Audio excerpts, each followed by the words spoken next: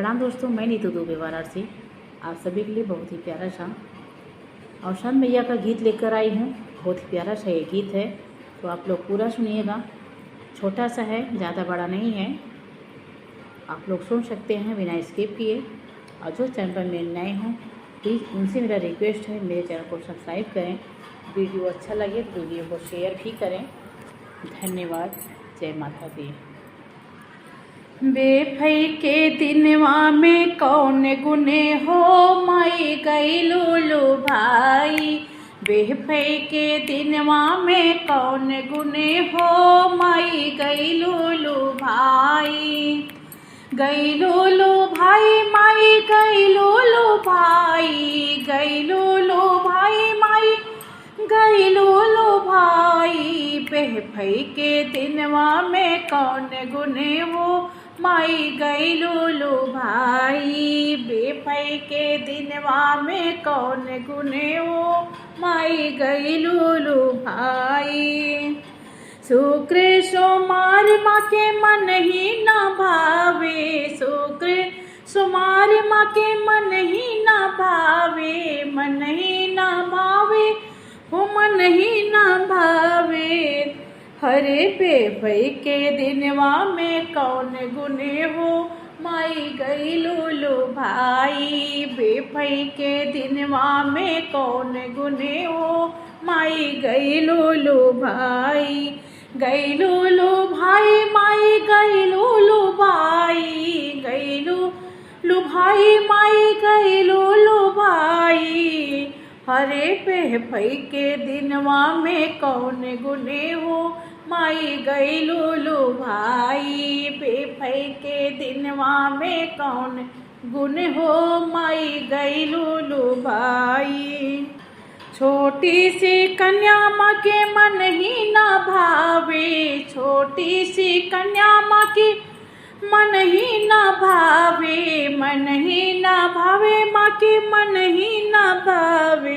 साते सुहागिन में कौन गुने हो माई गईलू लो भाई। साते सुहागिन में कौन गुने हो माई गईलू लो भाई। बेफई के दिनवा में कौन गुने हो माई गईलू लो भाई। बेफई के दिनवा में कौन गुने हो माई गईलू लो भाई।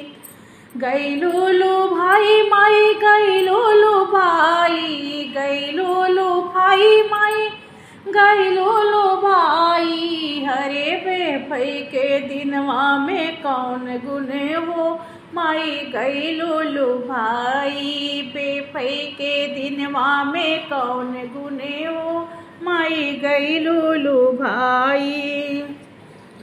पूरी मिठाई माँ के मन ही न भावे। पूरी मिठाई माँ के मन ही न भावे। मन ही न भावे माँ के मन ही न भावे।